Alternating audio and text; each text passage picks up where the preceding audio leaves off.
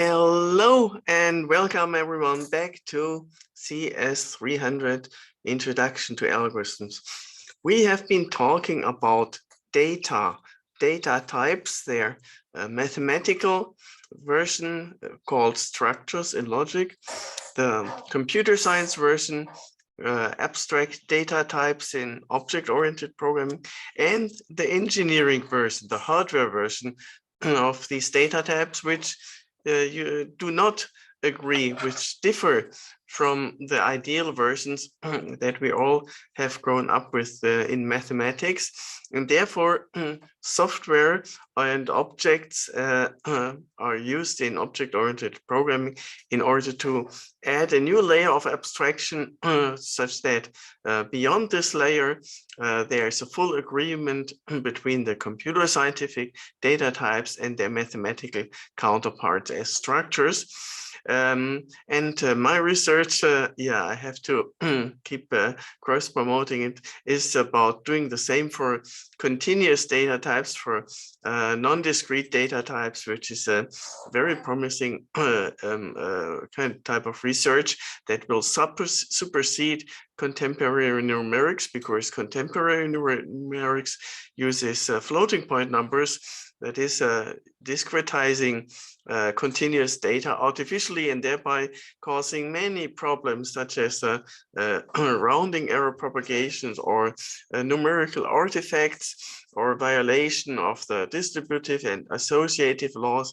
And mending this will make a numerical program much simpler, much more convenient, and therefore much less error prone.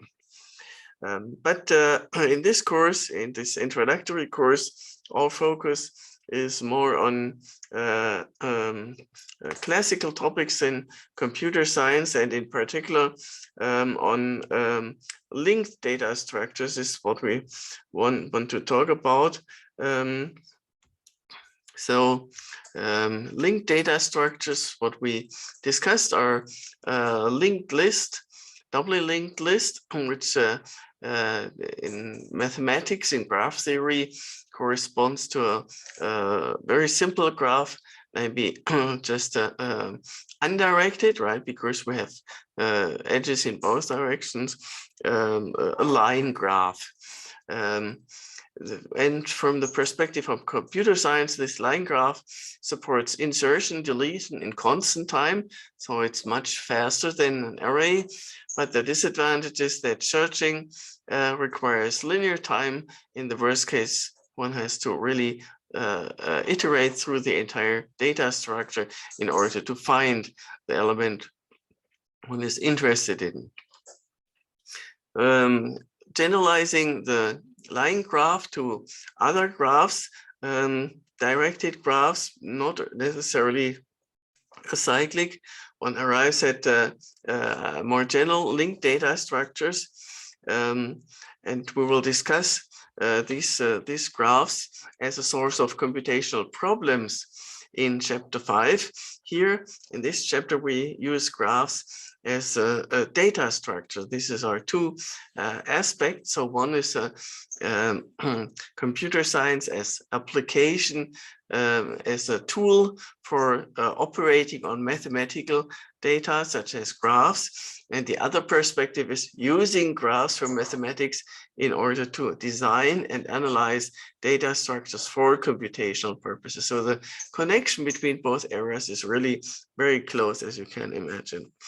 And what is, of course, a standard topic, data structures in computer science are three data structures, that is, directed acyclic graphs, connected, directed acyclic graphs. That's defining one way of defining a tree. So there are no cycles. And we're particularly interested in binary trees, but we will also later consider more array trees. And binary trees means that every node has 0, 1, or 2 successors, children. If it has 0 children, then it is a leaf. If it has 2 children, then it's a like in this case, in this example, the node number 7 has even 3 children, and node number 5 has just 1 children. And here you see a picture, an example of a binary tree. So let me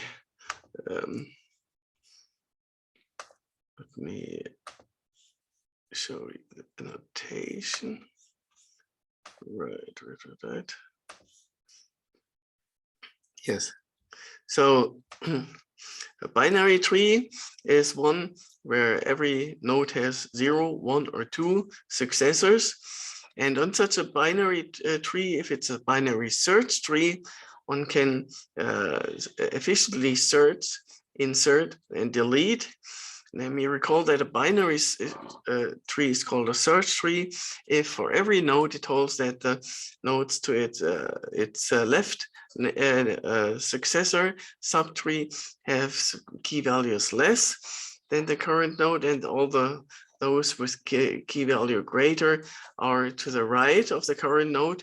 And this facilitates searching tremendously, because it means if we're looking for an element, then by comparing it with the key value in the root, one can immediately see whether to proceed to the left or to the right, but never both and never none. Let me say that again.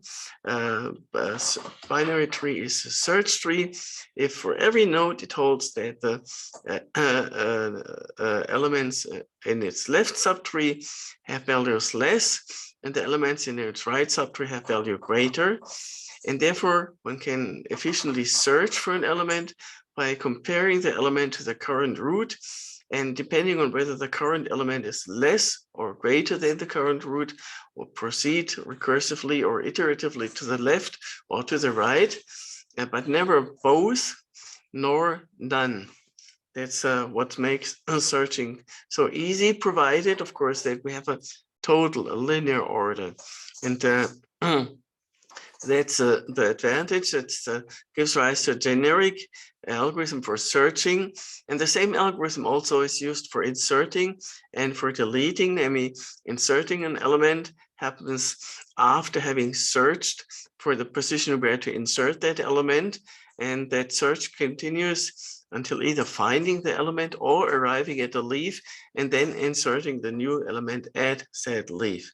Whereas deleting is the kind of opposite. The inverse to inserting is deleting, where an element is removed. If it's a leaf, then we can just cut it. If it's an internal node, then move up either its left or right subtree to replace the current node. And recall that the benefit of this linked data structures is that when we say move entire subtree, that seems like a lot of data, and in array it is a lot of data, but with linked data structure we just need to redirect some pointers, and thus that takes constant time, constant cost, because it's a constant number of pointers that need to be updated when moving subtrees. So that's a tremendous gain in efficiency for these linked data structures compared to, for example, arrays.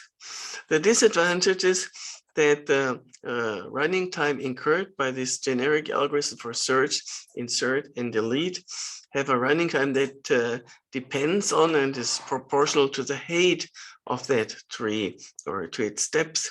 So, and when the tree is very deep, then the algorithm takes a longer time, which is not such a big issue if there's a lot of nodes in the tree.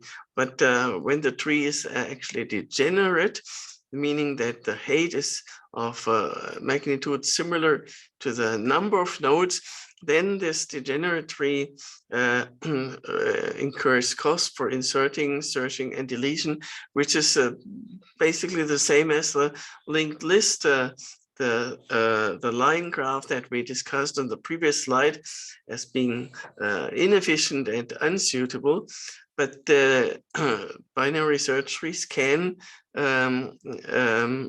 degrade to such data structures, which is of course not what we want. What we want is a balanced search tree, right?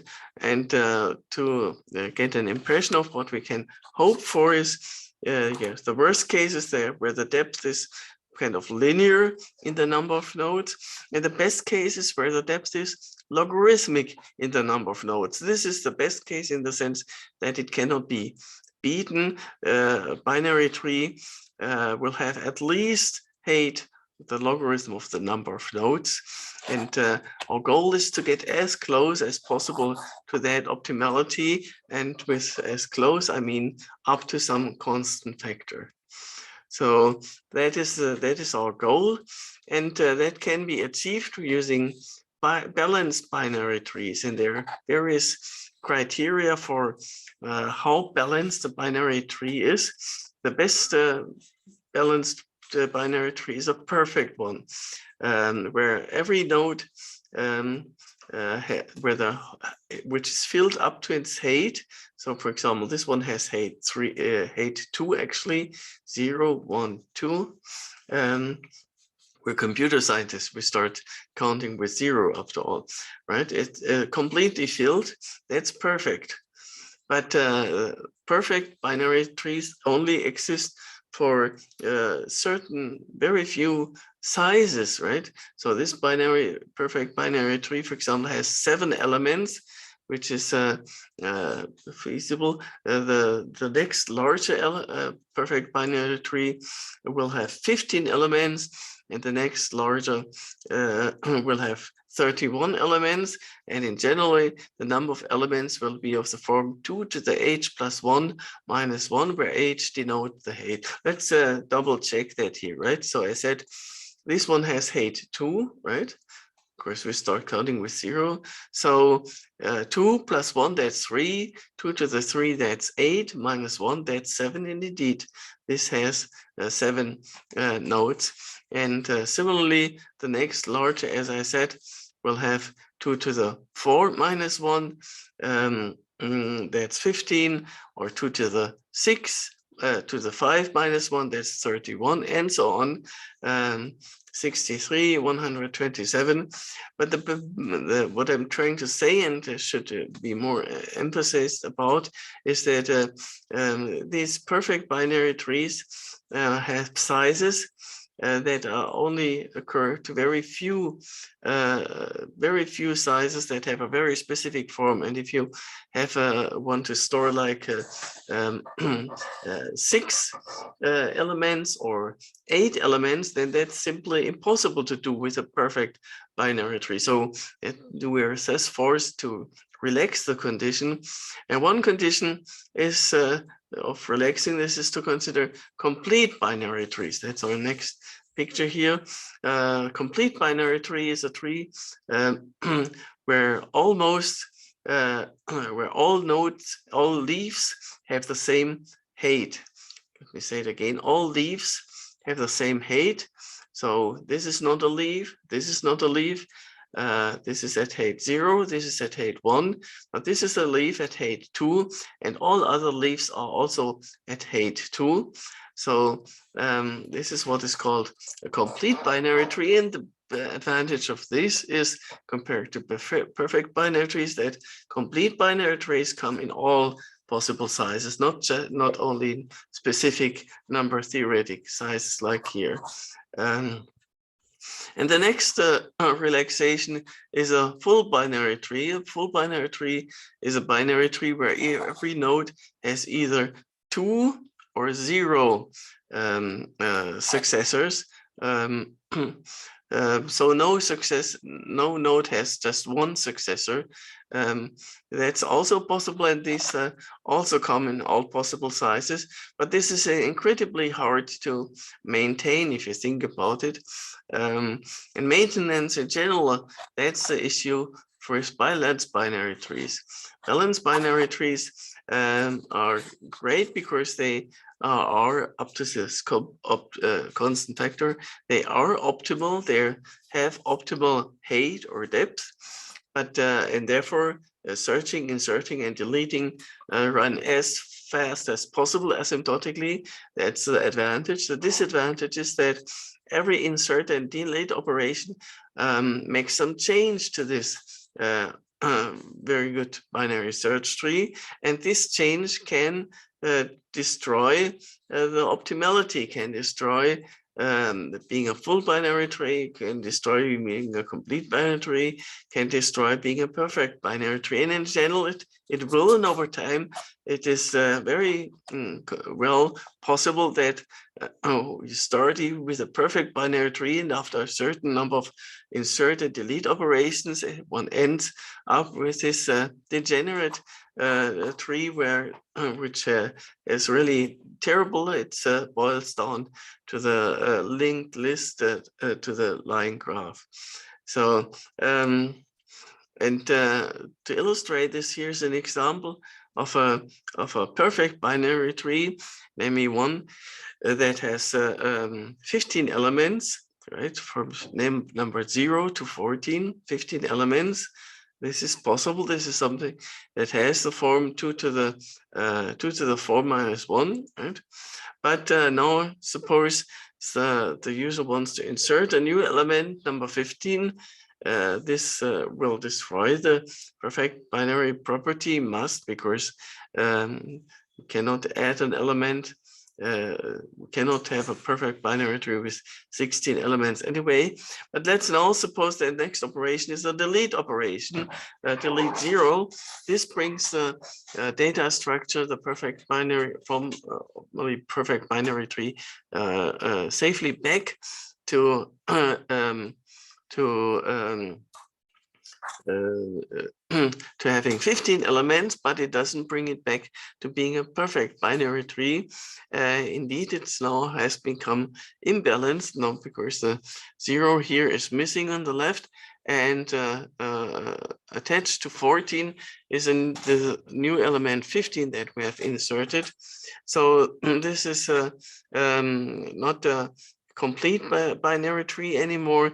It's not a full binary tree anymore. So these two operations will have destroyed or strict balance properties, and recovering the balance requires a lot of computational effort.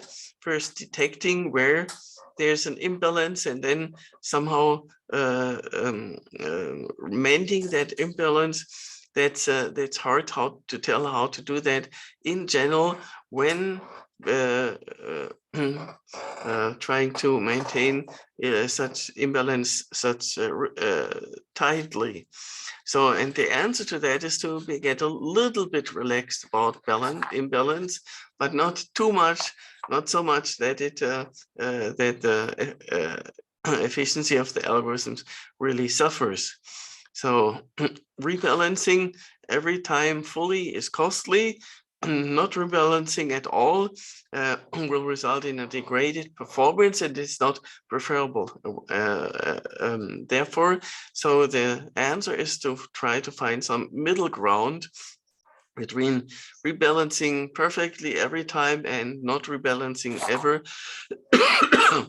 And a famous answer to how to define this middle ground is due to Adelson, Belsky, and Landis. Just a second.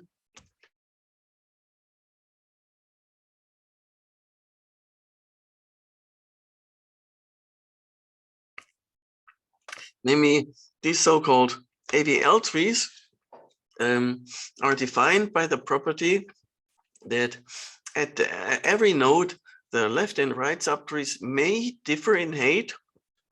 So that's different from being a perfect binary tree where there's no difference in height anywhere.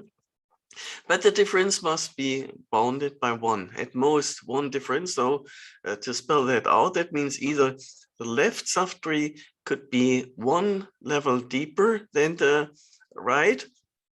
It could have the same depth, which is even better, or it could be 1 level more shallow, 1 level less deep than the right one, but not 2. That's the defining condition. And why is that a good condition?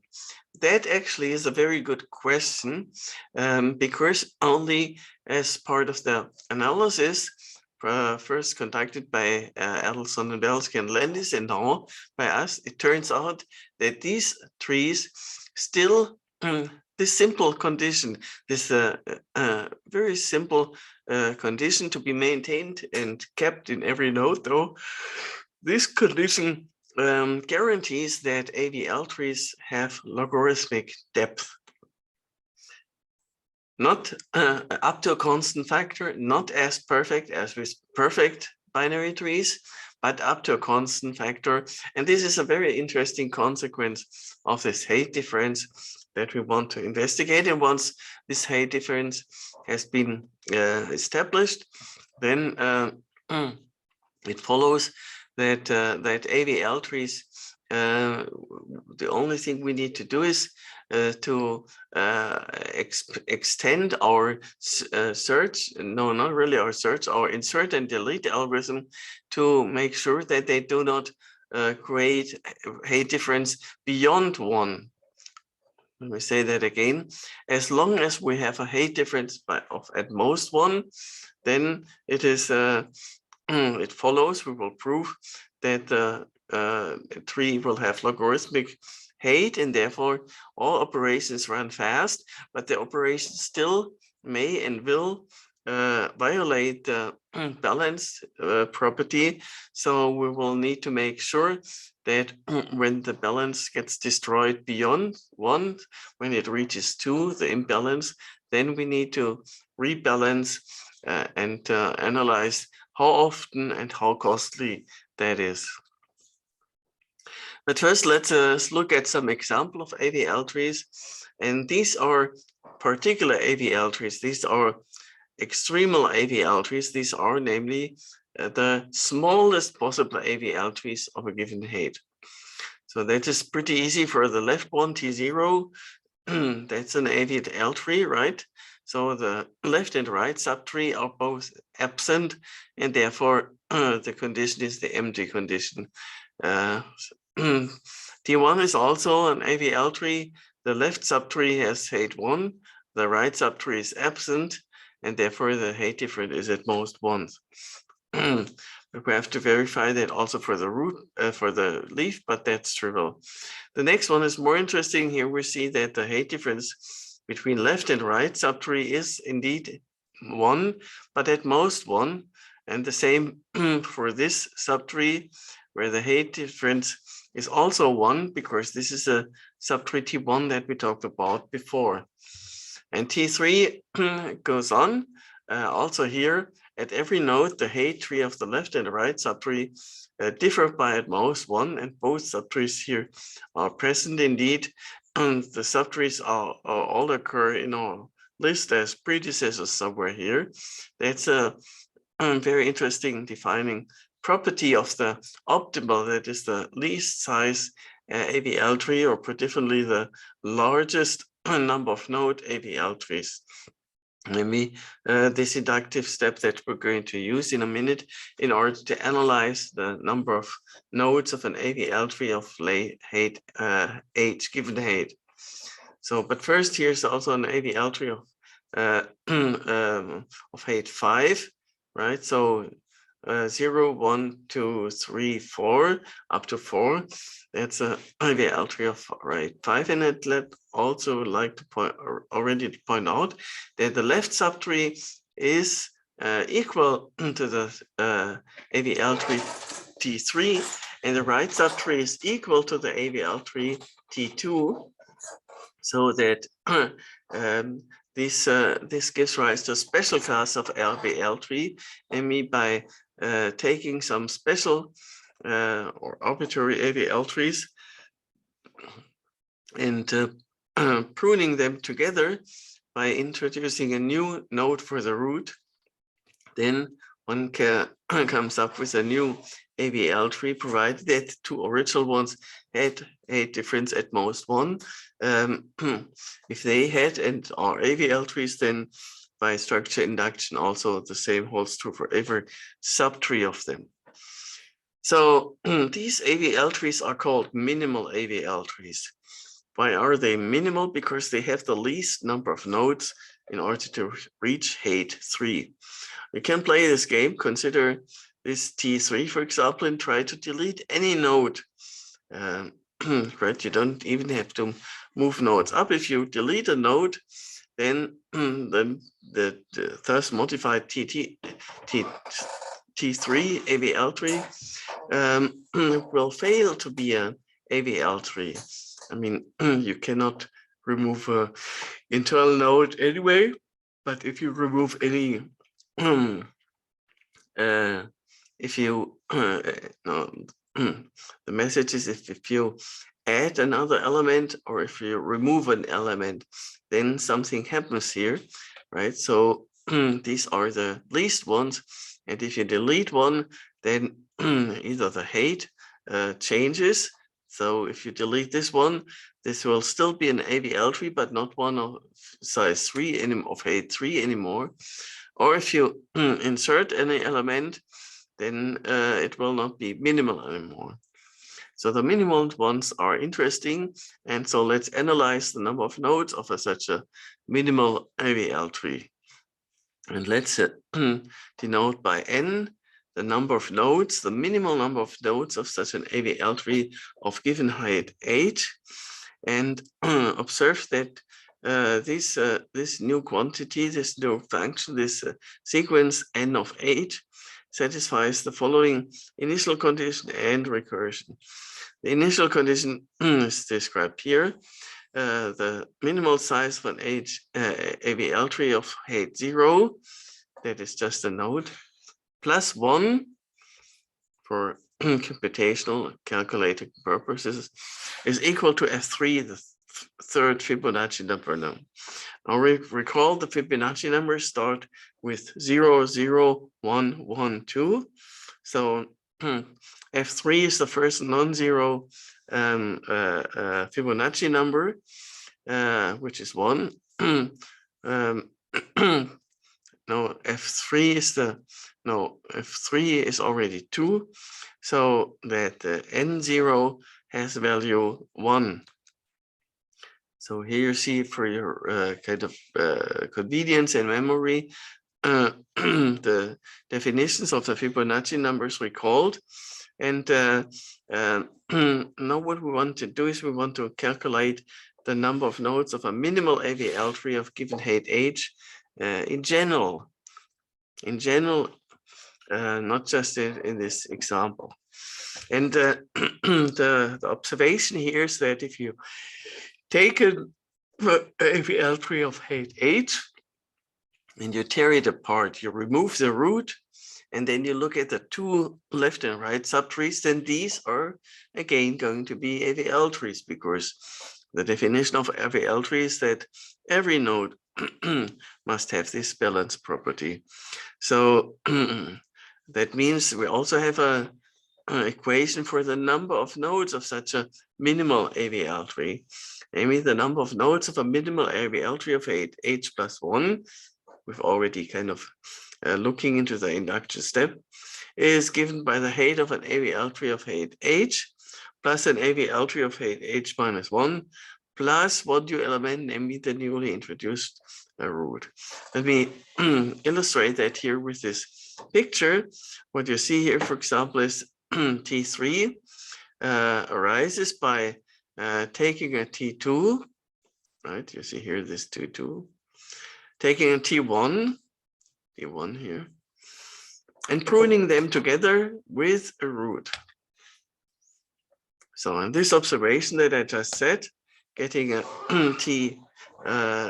minimal AVL tree of height h plus 1 by taking a minimal AVL tree of height h and a minimal AVL tree of height h minus 1 and pruning them together, thereby deliberately omitting or introducing a new node for the new root, and that's this quantity nh plus 1. Okay, this is actually simple but great, because now we have Nolens-Volens devised a recurrence for the minimal number node of AVL tree of height h. Namely, this is the recurrence. This says the minimal number of nodes of an AVL tree of height h plus 1 is given by the minimal number of AVL tree of height h plus 1 plus the minimal number of nodes of an AVL tree of height h minus 1. Okay, so these minimal numbers together make up for the important part of the analysis of our AVL trees, namely the sizes of the minimal ones, the number of nodes of the minimal ones. So we should try to solve this equation, because then we have both an impression about how the number of these trees grow asymptotically, and because we can use that information in order to analyze the algorithm that we're going to use, as partly when the algorithm we use employ online courses on analyzing algorithms. So in this example, we have arrived at this condition, and but we cannot solve it, right? So the question remains, what is the worst case cost of AVL search trees? And that depends on how this number of nodes of given height grows asymptotically. But we have a hint. This is very similar to the recurrence of the Fibonacci numbers, right? Also, it's a two-term recurrence, and it's linear. That's good news. And it also involves the next, the current, and the previous term. Only that now here we add another element, 1. And this raises the question, how does that affect all our general analysis of the and algorithm for Fibonacci numbers? And the answer is it doesn't really affect it much, because just imagine that we add 1 artificially or out of fun on both sides. And then we arrive at a new recurrence, not one for the n of h, the minimal number of nodes that AVL tree of height h has, but n of h plus 1. So by adding 1 on both sides of this equation here, one arrives at an equation which looks even more convenient, even more nicely, because this is now the very recurrence for the Fibonacci numbers, but with Fibonacci number fh replaced by the number of nodes of a minimal AVL tree of height h plus 1. So by this trick, by adding 1 on both sides, one arrives at a recurrence that only uses the same one single variable, but a shifted one. They may add 1 on both sides. And this can be solved. This is solved by the Fibonacci number up to this shift, because it only starts with the third Fibonacci number. So the zeros, first and second Fibonacci number are kind of irrelevant to the asymptotic growth of the Fibonacci numbers. So here we have implicit found our recurrence. And since we have solved the recurrence for the Fibonacci number, we can do the same now for the AVL tree sizes, and thus for any AVL tree, right? And to this end, recall the golden mean. The golden mean is an integer, and using the Minet formula, it gives an explicit expression for the Fibonacci number, including the asymptotic growth of Fibonacci number, namely exponential. But our message here is that it gives an explicit expression, and this is here reported, namely it involves the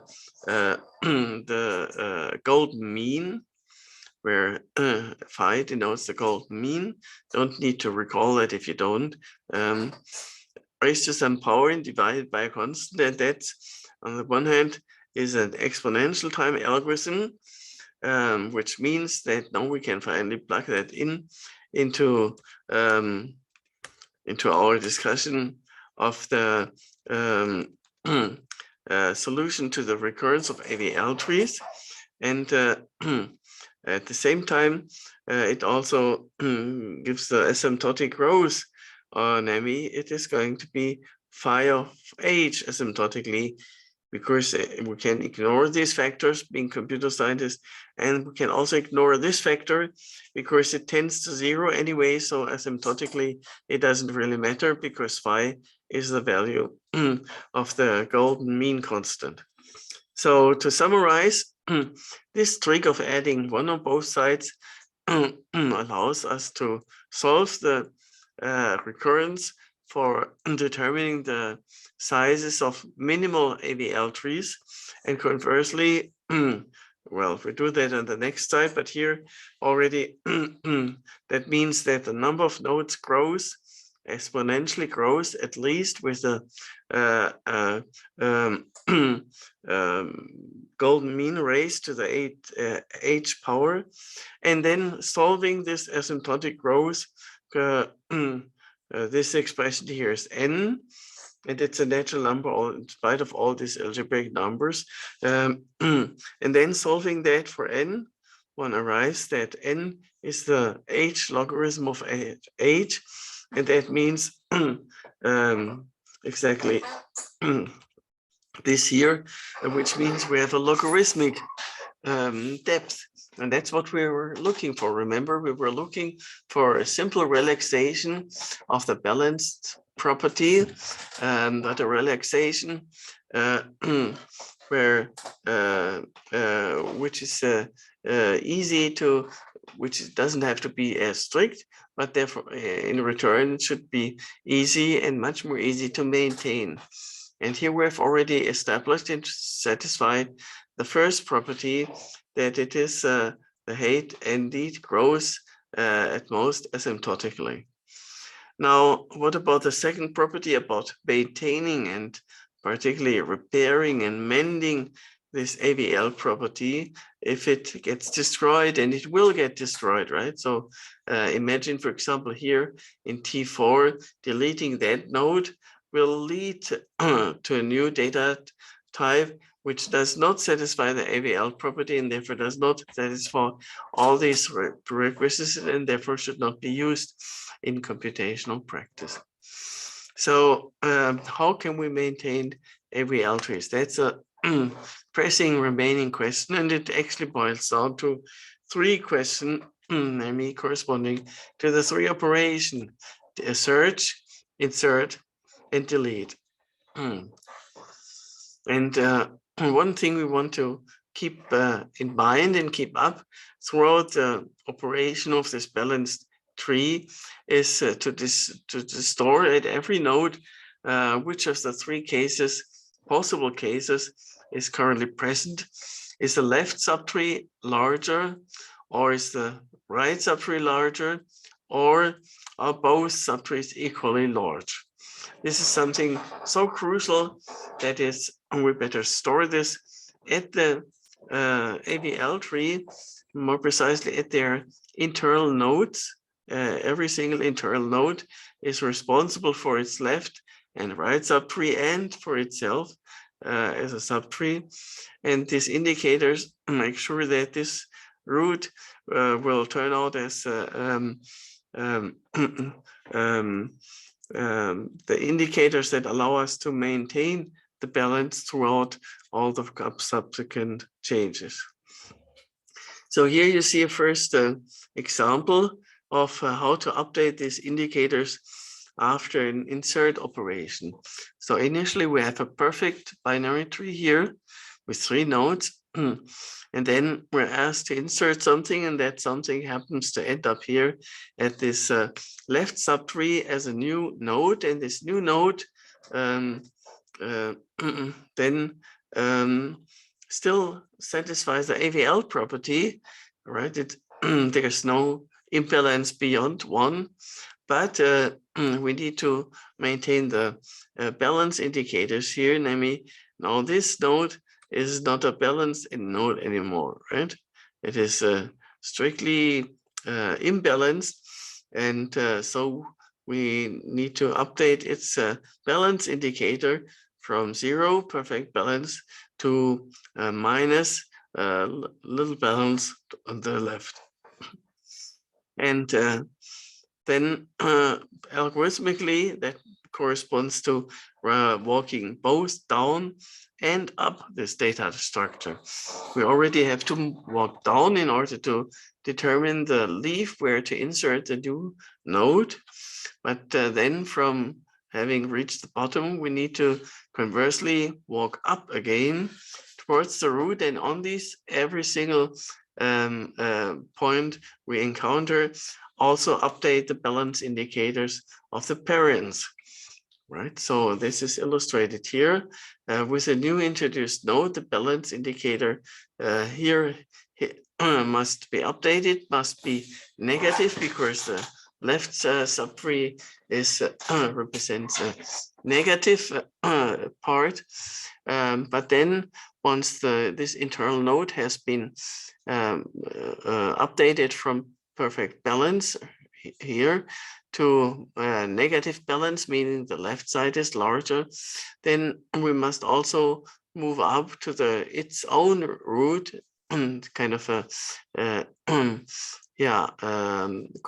grandparent of the newly introduced leaf, and update that balance indicator also from originally 0 to a minus.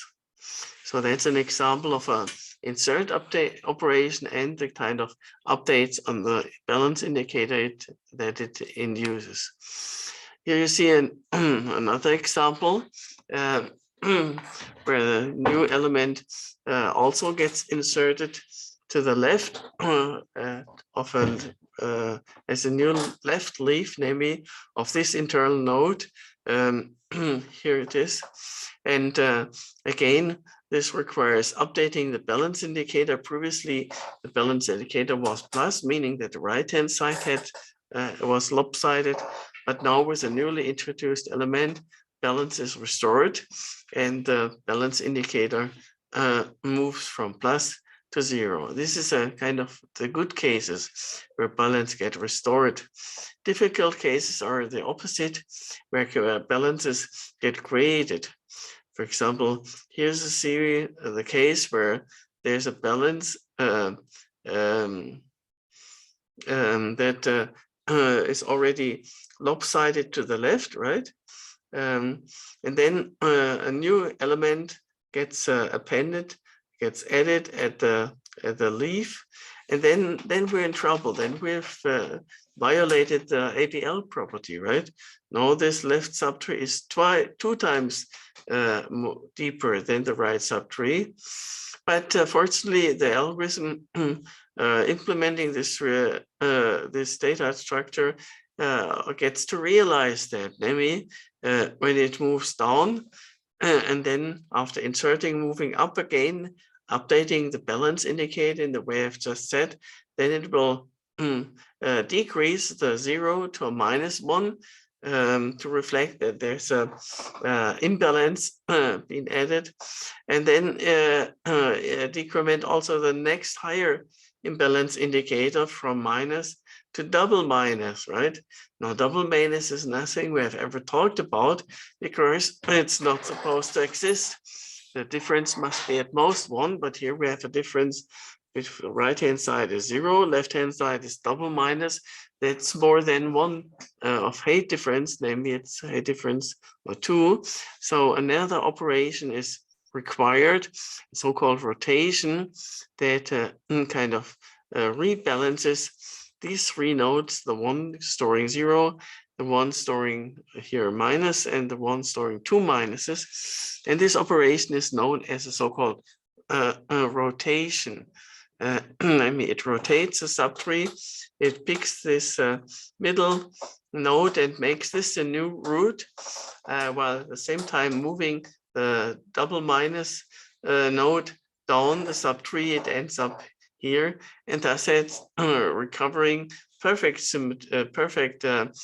balance, actually, as indicated here. So this was the first example of a case where a rebalancing became necessary after inserting an element whereas the previous case got away with just updating the balance indicator, but not really needing to upload to rebalance. Right, and the generic principle, let me repeat that for your convenience, is first move down the tree to the position where to search or delete or insert a new element, then do that, and then move back up the same way you've come. There's only one way in the tree, right? And update all balance indicators to reflect the change of the balance to the for the next step, and update the balance indicators. And if some balance indicator strikes and alarms that its update has modified the balance indicator beyond what is permitted beyond difference 1, if the difference becomes as large as, for example, 2, then it is necessary and required for the algorithm for AVL trees to spend the effort in order to apply and meant that height difference, like for example here. Let me draw a picture. Perform this rotation, and here you see a nice animation of this rotation. Namely, the purpose of this rotation is to restore balance when one node has become imbalanced, when one node has received a subtree that violates the AVL property. Then the trick is AVL tree can proceed after only marginal modifications in its internal data set. And here, for example, as you can see here, most of the data remains where it was. Like, yeah, that's the whole point of having these balance indicators, and but these rotations lift up the particularly the excessively deep subtrees, lift them up and thus make them less deep, whereas while rotating down another subtree which has been proven and turned out to be less deep, so it can be moved down, and in the end both arrive at the same level of depth. So that's the purpose of rebalancing, to reduce the discrepancy between both levels of depth when it has become 2 to 0, to rebalance. And you see that this rebalancing works in 2 directions, right? It's lossless. That's one important observation.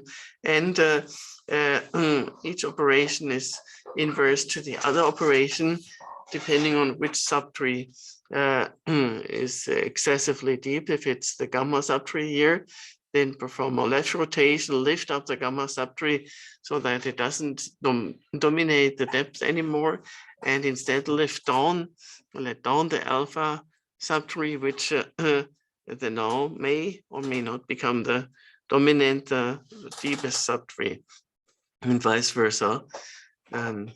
That's already a lot of cases if you think about it. So let me summarize first. So first thing is to introduce all these balance indicators at every node. Balance indicator being kind of not a bit, but a trip, something that has 3 values, plus, minus, and 0 are possible values for each balance indicator at each node. And the next modification is to perform these rotations to find some subtree where the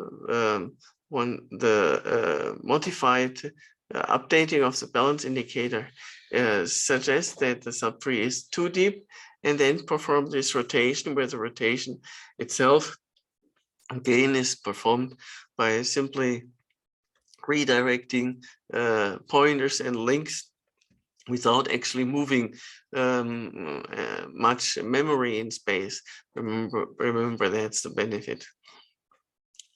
But this rebalancing left rotation or right rotation only works and succeeds if the difference in balance is incurred by the leftmost and the rightmost subtree here. If the gamma, the rightmost subtree, is too deep, then move it up like this, and vice versa.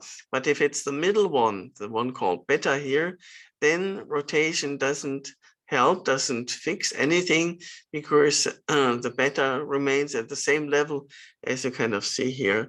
And in this case, something else is needed, something called a double rotation. And there are various kinds of double rotation. There are left-left double rotation, there are left-right double rotations, and this combining them, this is what allows us to also even fix the case where the middle subtree gets too deep. And these rotations work as follows. So suppose we have this middle subtree, which is too deep, right? Then remember, that's a case we haven't covered yet. Then move that up, but now consider 3 vertices in a row, 3 parent-child vertices, whereas here we only consider 2, and rotate the lower 2 to the right, and then in the next step rotate the middle and higher one. So here these are the 2 rotations, the lowest 2 and the next 2. And then after this rotation, what used to be the dominating, the deepest subtree, like here B and C, will have kind of moved up by 1 and will not be the deepest anymore. Maybe now the others will dominate. So the summary here to take is, when the middle subtree is the one violating the AVL property, then 2 double rotations have to be performed. And of course, there's also the dual, the inverse to these double rotations, namely dual to left-right is right-left, and dual to left-left is right-right. And together they are able to also rebalance the remaining case, and there's no together these cover all possible cases, and incurring only a constant amount of cost by changing a constant amount of pointers. It's quite some number of pointers if you think about it, but only a constant number, and therefore incurs constant cost. So to summarize, AVL trees, since they admit or are allowed to have some modest imbalance up to 1 at every subtree level, and our analysis using kind of a similar recurrence as the Fibonacci number shows that this very simple condition guarantees that AVL trees have up to a constant factor the optimal depth. So that's the relaxation, not strictly optimal, but up to a constant factor. But we're not imposing that condition, constant factor up to constant factor. Instead, we impose a much easier to verify and maintain condition that the height difference must be at most 1. And once the height is thus guaranteed to be bounded by log n, then it's the algorithms generic algorithm we have immediately apply and allow to search, insert, and delete in time proportional to the height, that is in time proportional to the logarithm of the number of nodes. But after each such insert and delete operation, search doesn't change anything. After each insert and delete operation, we need to move back up, right? Search and insert and delete first move down, and then this AVL have to move up again and check and update all balance indicators. And whenever a balance indicator violates the condition, turns a minus into a double minus or turns a plus into a double plus, then we have to perform either single rotation left rotation or right rotation, or a double rotation, right left followed by right right, or left right followed by left left rotation.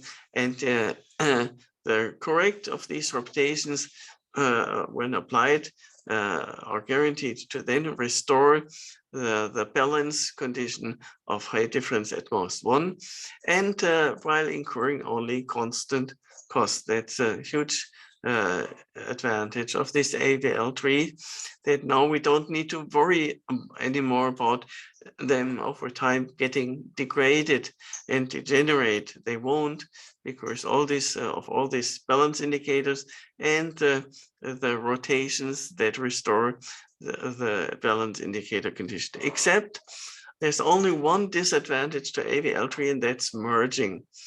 Merging to AVL tree incurs a cost which is linear, so far from the logarithm that we have achieved for search, insert, and delete. But there's a even better data structure there, several better data structures, better than AVL trees, that also allow to perform merge in sublinear time. But that's a subject for another lecture. For now, let's recall.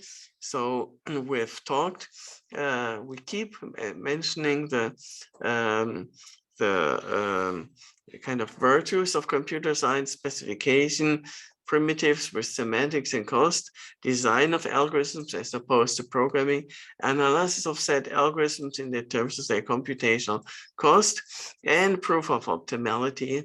And we've applied that to data, specifically to data types, both mathematical data types and computer science data types, and hardware engineering data types.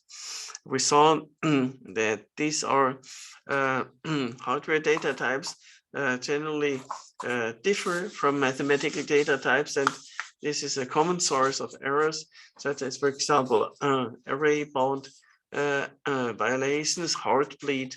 The security problem is a typical example of that, or the computer game Civilization that I mentioned. And therefore, nowadays, a high-level programming language introduce an additional layer of abstraction on top of these hardware data types that hide what is going on, all these wraparounds, and automatically, dynamically choose a sufficient number of bytes or words of the hardware data types in order to make the software data type coincide transparently with the mathematical data type. And I'm doing that by research for floating point numbers for continuous data. But here in this course, we focused on discrete data, and the data types, both mathematically and computer scientifically, all built up from Booleans, that is bits, sequence of bits. Next level is integers, that is binary interpretation of sequences of bits. And then further up to derived data types such as arrays of something, queue of something, stack of something, and their axioms like FIFO axiom, LIFO axiom. Then we talked about linked data structures, because the array data structure is very inefficient when inserting or deleting something. Linked data structures and the most efficient linked data structures use trees, search tree, preferably balance, but there comes this trade-off between maintaining the balance, which becomes costly, but if not taking care of balance, then the trees start to degrade and become degenerate in the worst case. And a very good trade-off between both seems to be the AVL trees, where the balanced condition is kind of an implicit condition, not as requiring that the height is logarithmic, but instead requiring that both left and right subtrees should have a height difference at most one at every single node, internal node in the tree. And then we've analyzed that and seen that this implies and guarantees that the tree has logarithmic height by using this sophisticated analysis similar to the Fibonacci numbers. And yeah, that kind of concludes today's lecture. And I'm now going to stop recording, and let's see, there are questions. Yes, there are good questions in the chat. Thank you so much.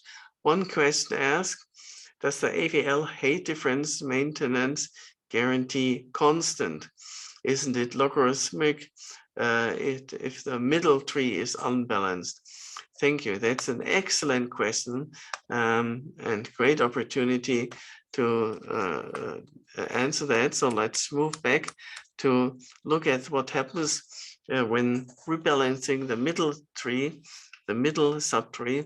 When rebalancing the middle subtree, then one has to perform 2 rotations. And the good news is 2 is still a constant. It's twice as large as the left or right subtree, but still a constant and not logarithmic, because every single rotation only involves redirecting a constant number of pointers. So indeed, superficially may look like it is too costly, but it's still a constant. Although it's fair, admittedly, it's a large constant. So thank you for that question. Okay, so that's all for the lecture, but we have a quiz today. So please do not quit now. I'm just gonna stop recording.